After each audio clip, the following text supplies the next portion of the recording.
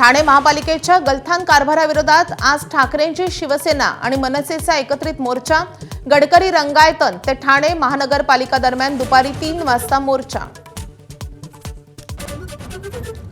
छत्रपती संभाजीनगरमध्ये शिवसेनेचे 2 आमदार असूनही आपणच मोठा भाऊ असल्याचा भाजपचा दावा, तर सन्मानजनक जागा न मिळाल्यास वेगळा विचार करणार, अजित पवारांच्या राष्ट्रवादीचा इशारा।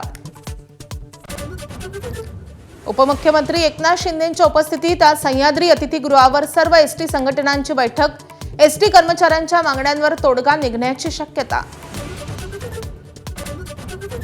कर्नाटकात आरएसएस वरून राजकारण तापलं। सरकारी शाळा आणि सार्वजनिक ठिकाणी आरएसएसच्या कारवायांवर बंदी घालावी, मंत्री प्रियांक खरगेंचं मुख्यमंत्री सिद्धरामय्या यांना पत्र।